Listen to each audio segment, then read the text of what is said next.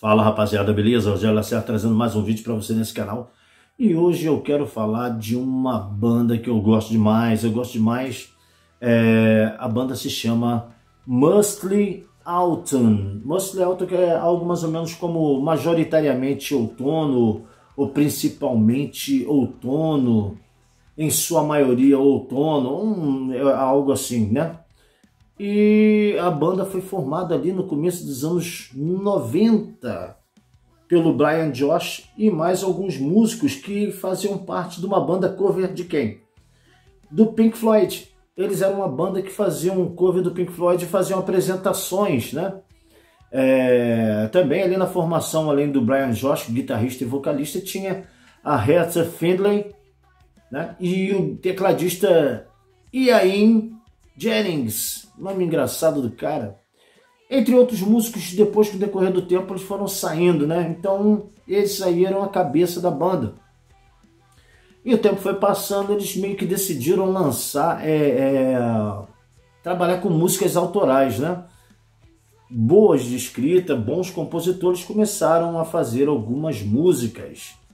Em 1998, eles conseguiram lançar o seu primeiro disco, o disco que fez um sucesso relativo no Reino Unido, já que a banda é de York, é uma banda britânica, a ponto de chamar a atenção do grande Rich Blackmore, do Deep Purple, também do Rainbow e do Blackmore Nights. Você conhece muito bem o Rich Blackmore. E ele contratou a banda, chamou a banda para fazer a abertura dos seus shows com o Blackmore Nights ali ao lado da sua esposa Candice Night, durante turnês de dois dos seus discos, né? O Rich Blackmore contou com a banda Muscly Autumn abrindo. A princípio o seu som era caracterizado assim por um folk meio que era uma mistura de Jethro Tull com Pink Floyd, principalmente Pink Floyd. Inclusive o primeiro lançamento em vídeo do Muscly Autumn foi Muscly Autumn's Pink Floyd Revisited. Eles ali fazendo um show, né, completo com músicas do Pink Floyd, músicas como Echoes, Julia's Dream, Comfortably Numb, Wish You Were Here. É um show muito bacana. Eu tenho esse show, mas não está comigo, está na casa do meu filho. É um DVD muito bacana do Muscly Autumn interpretando aí músicas do Pink Floyd. E ali eles foram seguindo, mudando sempre de formação, a banda sempre mudando de formação, o Brian Josh sempre à frente. Ele tem uma voz, cara, ele não tem a voz do David Gilmour não, mas ele tenta, né? Ele tenta fazer uma voz meio daquele tipo do David Gilmour, meio que emular, né? O timbre dele é diferente, mas ele tenta fazer alguma coisa que se aproxime. E as suas guitarras também, é claro que não chega nem perto, mas ele faz alguns solos muito interessantes, né? Inclusive tem uma música chamada Shrinking Violet, que eu acho fantástica, cara. Tem um solo magistral, feito aí pelo Brian Josh. Em 2004, sabe de quem a banda chamou a atenção? 2004? Richard Wright, tecladista do Pink Floyd, Richard Wright, ele gostou do som da banda e em entrevistas chegou a elogiar e botar azeitona na empada do Muscly Autumn. Vai vendo. A banda foi gravando seus discos, são 16 ao total. O último foi lançado agora, no final do mês passado, se eu não me engano. Eu ouvi umas 2 vezes e o disco está fantástico. Eu vou trazer aqui no final de semana um top 10 ranking de álbuns, né? 6 vão ficar de fora. A banda começou a gravar em 98, já está com 16 álbuns. Os caras não param de fazer show nem gravar, né? E lançaram agora recentemente o disco Sea Water, um disco também fantástico com músicas espetaculares. Esse disco já não tem muito dos instrumentos de sopro, né? Mas tem muito sintetizador, piano, guitarras, aquela atmosfera e a paisagem sonora de bandas como Jethro Tull, Pink Floyd, alguma coisa do Genesis. Eles fazem uma misturinha. O que acontece? Em 2010, a Aretha Franklin, que era a vocalista principal, ela decide sair da banda para cuidar da sua família e da sua carreira solo. Os fãs ficaram desesperados porque, pô, ela tinha uma voz muito característica, uma voz forte, grave, aveludada, uma interpretação bem sentimental. E o que acontece? A banda, para seguir em frente, pegou uma das backing vocals, que é a Olivia Sparling, e botou a Olivia Sparling, achou que ela estava preparada para ela cantar como vocalista principal do Muscle Alton. Muito disso aconteceu porque o tecladista do Muscle Alton, chamado Ian Jennings, ele montou uma banda chamada Breathing Space. Aliás, é um disco solo dele, o primeiro, Breathing Space, do Ian Jennings, e ele chamou Olivia Sparling. Na ocasião, ela era só backing vocals do Muscle Alton.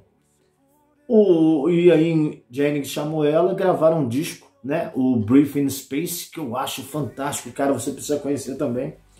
Tanto que o disco foi bem e lançaram um segundo disco, agora Below the Radar, e agora é uma banda chamada Breathing Space. Não era o disco Ian Jennings Breathing Space, mas agora o nome da banda era Breathing Space, com a Olivia Sparling e o tecladista. E agora também com o Brian Josh fazendo algumas guitarras do disco, cara. Também um par de discos muito legal. Dá uma caçada que você vai gostar. Também tinha como é que é o nome dela? A Annie Mary Helder, que também fazia parte do Muscle Alton. Ela também saiu para fazer carreira solo e montou uma banda com membros de outras bandas ali do Reino Unido, a banda chamada Panic Room, que está no 5º disco. Eu tenho 3 desses 5 discos. E vou te falar, cara, essa banda Panic Room com a Annie Mary Helder no vocal é fantástico, cara, um progressivo moderno, bem diferente do Muscle Alton, mas é muito legal, cara. Tem um disco chamado Skin, dá uma olhada que você vai gostar. Então aí agora a Olivia Sparling assume os vocais da banda a partir do disco, como é que é o nome do disco? Goel Diamond Heart. Goel Diamond Heart, agora com a Olivia Sparling cantando. A Olivia Sparling, ela tem uma voz com mais projeção, ela canta, tem um vocal mais agudo um pouco do que a Retta Feeney, e ela poderia estar muito bem numa banda de metal sinfônico, né? Eles acabam casando agora, a Olivia Sparling Josh, né? Casaram o Brian Josh, o guitarrista, líder e vocalista da banda, e a Olivia agora são um casal. Os dois dividem os vocais nos discos, né? Ele canta uma música, ela canta outra, e os dois cantam juntos algumas músicas, e é uma banda que eu gosto por demais, né? Como eu já disse, lançaram o disco novo, vou fazer um vídeo falando desse disco. Final de semana eu vou mandar aqui um top 10 ranking de álbuns com os meus 10 álbuns favoritos do Muscle Alton em ordem de preferência. Mas eu falo para você, cara, que é uma sugestão de uma banda fantástica. Escuta Muscle Alton que você vai se amarrar. Gosta de progressivo? Né? Você tem a ideia de que a banda fazia cover do Pink Floyd antes de começar a fazer suas próprias músicas. Então tá aí a influência, não comparando uma coisa com a outra, mas tem muita influência ali. Os 16 discos são fantásticos, eu vou falar dos 10 que eu mais gosto, mas à frente de repente eu faço também um top 10 coletânea. Mas fica a dica aí, para um bom amante do rock progressivo, né? Você precisa conhecer Muscle Alton, tá beleza? Vamos que vamos, forte abraço.